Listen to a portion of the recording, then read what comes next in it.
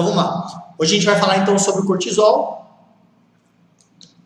e todos os impactos, tá, que a gente pode ter na questão da perda de gordura, no impacto no ganho de massa magra, na perda de massa magra, tá? Então vamos entender um pouquinho isso aqui, pessoal. O que aumenta o cortisol, tá? Então existem vários fatores que podem estar aumentando o cortisol nos seus pacientes. Então primeiro de tudo, inflamação, tá?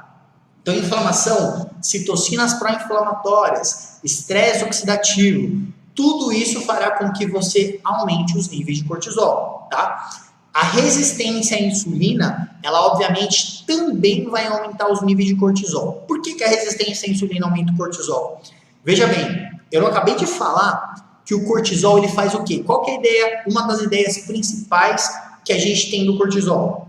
Não é manter os níveis de glicemia, continuar ofertando glicose para os tecidos? Então, basicamente, se você está com resistência à insulina, pensa que se a insulina não está conseguindo se ligar no receptor das células, consequentemente você não está conseguindo captar a glicose de uma maneira adequada. Logo, o que o organismo pensa? Que está faltando glicose, correto? Porque não está conseguindo captar aquela glicose. Então, o que faz? O organismo ele secreta mais cortisol justamente com a ideia de que aumente os níveis de glicose. Então, consequentemente, ele está com resistência à insulina, o organismo libera mais cortisol para que tenha mais glicose de uma forma com que você consiga captar mais a glicose. Ele não sabe que está com a resistência à insulina. Ele acha que basicamente vocês não está consumindo uma quantidade suficiente de carboidrato de acordo com as suas demandas, de acordo com o treino, tá? Dito isso, quem tem inflamação e quem tem resistência à insulina na maior parte das vezes? O indivíduo que tem um percentual alto de gordura, sobrepeso, obesidade.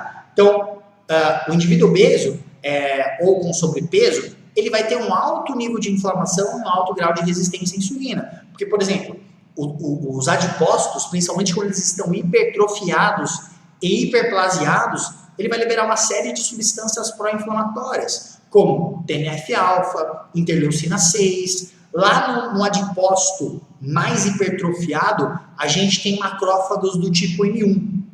Os macrófagos do tipo M1, eles são altamente pró-inflamatórios, diferente de adipócitos, tecido adiposo, que não são altamente hipertrofiados, do indivíduo magro, por exemplo, que são macrófagos do tipo M2, são anti-inflamatórios, tá? Então, basicamente, esses macrófagos também do tipo M1, que está no indivíduo obeso, vai liberar citocinas pró-inflamatórias. Além disso, mais proteína C reativa, MCP1, resistina, todas essas substâncias farão com que esse indivíduo tenha um alto estresse oxidativo, né? O próprio estresse oxidativo fazendo autooxidação da glicose, gerando glicação, por exemplo, a glicose com a hemoglobina, né? Por isso que a gente mensura a hemoglobina glicada, a frutosamina. Então, basicamente, quando há essa glicação, você gera mais estresse oxidativo. Então, juntando tudo isso, vai fazer com que esse indivíduo tenha os níveis mais elevados de cortisol. E aí, começa a reparar uma coisa.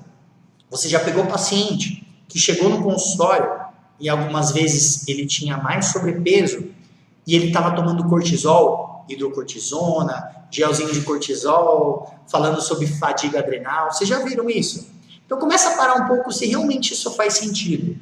Da pessoa estar suplementando algum cortisol. Você acha que faz sentido realmente algum indivíduo que está com mais sobrepeso, obesidade, tomar cortisol, suplementar cortisol? Pensa um pouquinho. A gente vai falar um pouquinho daqui a pouco mais sobre isso. Mas é só refletir um pouco se faz sentido, tá? Beleza. Que mais? Dieta baixa em carboidrato. Então, a gente sabe que níveis mais elevados de insulina diminuem os níveis de cortisol, tá? Então, se o indivíduo está zero carbo, muito baixo carbo, você pode ter certeza que os níveis de cortisol desse indivíduo vão estar mais elevados. Não estou falando que está errado.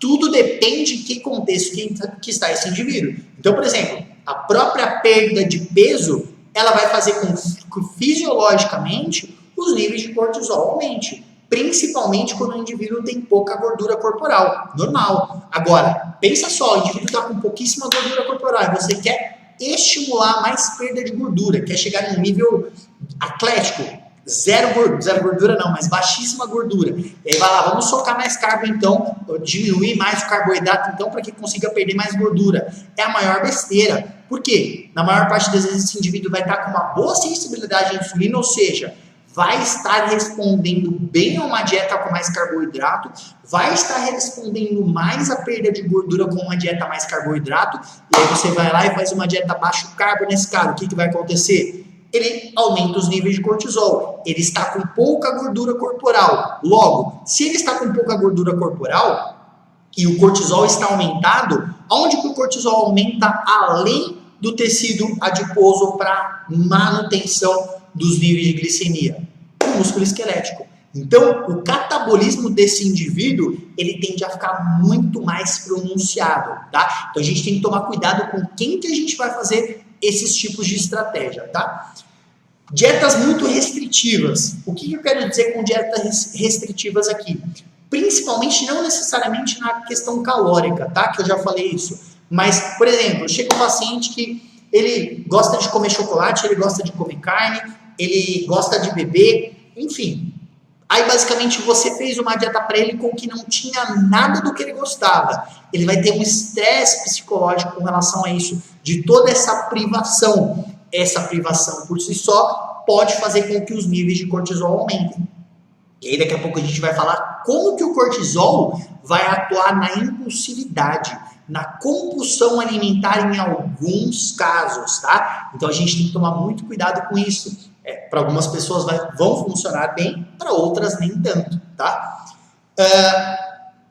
Outro ponto que pode acabar atrapalhando também na questão da dieta é, por exemplo, indivíduos que não têm uma rotina de horários e aí ele passa com um nutricionista e o nutricionista pede para que ele coma de 3 em 3 horas cravado. Tinha um paciente que chegou aqui para mim falando que ele passou num nutricionista que ele basicamente tinha que comer, ele tinha muitas reuniões, era um empresário, né?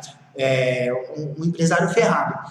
E aí ele falou que a nutricionista tinha pedido para ele, no meio das reuniões, sair, ir para o banheiro e comer no banheiro. Tem noção disso? Então, olha só a loucura, como que as pessoas elas não analisam de fato, não escutam os pacientes, né? E aí, basicamente, o que aconteceu? Lógico que ele não continuou não passando mais com ela. Então, veja, estipular coisas que é muito real para o paciente, ou é um paciente que não gosta de ter tantas regras assim, de ter que ficar parando de 3 em 3 horas, 2 em 2 horas para comer, isso pode gerar um estresse. Ficar pesando alimentos, apesar de que eu sou muito a favor de pesagem de alimentos, mas algumas pessoas, isso pode ser um estresse muito grande, tá? E pode ser uma junção. Ficar comendo de 3 em 3 horas, ficar pesando alimentos. Então, a gente tem que entender o paciente que está na nossa frente antes da gente engessar todos os tipos de estratégias, tá?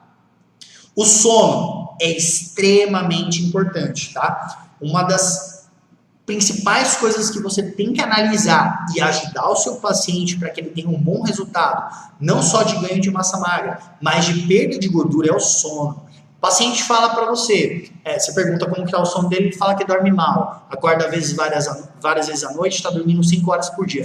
Você precisa martelar com ele, a não ser que não tenha jeito nenhum, mas você precisa martelar e mostrar para ele, se a gente melhorar o seu sono, o seu resultado vai melhorar. Não é a questão, ele pode falar para você assim, eu durmo 5 horas, mas eu fico bem. Tá bom, você pode ficar bem, mas você poderia ficar muito melhor. Mas aqui não é só questão de disposição, aqui é a questão de resultado. Por que você está aqui? Aí você vai entender por qual que é o motivo que o seu paciente está lá. Agora, se você melhorar seu sono, seu resultado vai aumentar muito. Aí é um paciente que acaba escapando muito da dieta. Final de semana não dorme bem. E aí você vai começar a explicar para ele como que o sono está impactando, não necessariamente na questão de que ele poderia ter mais perda de gordura, mas por ele estar tendo mais escapadas, ele não está conseguindo ter um resultado legal. Tudo isso por conta do sono. Então, nós precisamos ensinar o nosso paciente a dormir. De fato, não só várias estratégias para que ele consiga melhorar a qualidade do sono em si, mas que ele consiga dormir mais rápido, né? O bendito... Eu ia pegar e mostrar o celular, vai estar gravando. O bendito celular é complicadíssimo. As pessoas hoje em dia ficam no celular na cama. É o que eu costumo falar para os pacientes, pelo amor de Deus, veja a sua cama como um templo. Não fique vendo filme, não fique vendo o celular, né, na sua cama. O seu cérebro, ele precisa associar a sua cama como o seu templo. Se você fica fazendo várias coisas na sua cama, o seu cérebro desassocia isso. Então vai ver filme, fica na sala. Vai mexer no celular, mexe na sala. Mas, preferencialmente, tente ficar pelo menos uns 30 minutos antes de você deitar sem eletrônicos. Esses eletrônicos que emitem essa luz azul, ela basicamente ferra a nossa produção de melatonina, sem contar que redes sociais estimulam os nossos níveis de dopamina, te deixam mais excitado, mais motivado. Então isso vai te deixar em estado de alerta. Então nós precisamos, veja, a gente pode fazer muito mais pelos nossos pacientes do que simplesmente só passar uma dieta, come isso, isso e isso não. Ajude o seu paciente, porque isso vai fazer com que ele fidelize mais, ele tenha mais resultados. Então, isso vai demandar mais tempo de consulta? Vai, mas eu te garanto que isso vale a pena. Você ficar 5, 10 minutos explicando como que você pode fazer com que o paciente ajude na qualidade do sono dele. Na verdade, você não está perdendo tempo, você está ganhando tempo, tá? Ensinar estratégias para que ele consiga meditar antes de dormir, 5 minutinhos, a gente vai falar sobre isso depois nos níveis de cortisol, mas entenda como isso pode ser poderoso pensando nessa questão de ajudar a qualidade do sono dele antes de deitar, tá? Inclusive, a própria questão da redução do sono pode fazer com que os indivíduos, eles aumentem até 500 calorias do consumo energético dele, tá? Que eu vou mostrar para vocês alguns estudos de como que o cortisol vai aumentar a fome desse indivíduo, tá? Mas a redução do sono, que cerca de menos de 6 horas de sono por dia, faz com que os indivíduos tenham um aumento do consumo energético em aproximadamente 500 calorias. Então, eu não preciso nem falar a repercussão disso, não só na questão do ganho de massa magra, se você está fazendo uma dieta de superávit calórico, porque isso pode acabar impactando ele comer mais e gerar mais acúmulo de gordura, mas principalmente na perda de peso, né? Que aí ele não vai atingir o déficit calórico necessário e, consequentemente, ele não consiga ter uma perda de gordura significativa. E aí, o que acontece? Chega para você e fala, estou fazendo tudo bonitinho, tudo certinho, mas por conta dessa fome, desse desejo a mais que ele tem, ele acaba não percebendo as escapadas que ele tem no dia. É de uma maneira inconsciente. Então, com esse aumento da fome, esse aumento do apetite, às vezes os próprios alimentos da dieta, ele está comendo tudo que você passou, mas ele está comendo uma quantidade a mais. Então, pega um pouquinho a mais de carne, pega umas 2, 3 colheres de sopa a mais de arroz, pega um tabletinho a mais de chocolate que você passou para ele, talvez. Então, veja, tudo isso acaba impactando porque ele não tem um déficit calórico adequado e ele não consiga perder gordura de uma maneira efetiva, tá? E o treino, tá? O treino, ele pode também acabar impactando nos níveis de cortisol, principalmente excesso de aeróbico, tá? Então, tudo vai depender, né? Às vezes a gente vai falar de pré-contest, mas o indivíduo está treinando muito, está fazendo muito cardio, os níveis de cortisol desse indivíduo tendem a aumentar muito. E aí você pensa, um indivíduo que está com pouco carboidrato na dieta, está dormindo pouco, né? E aí treinando muito como forma de compensação para que ele consiga ter mais resultado porque ele está estagnado, então vai aumentando cada vez mais o nível de cortisol e pode acabar impactando em todos esses cenários que eu comentei, tá?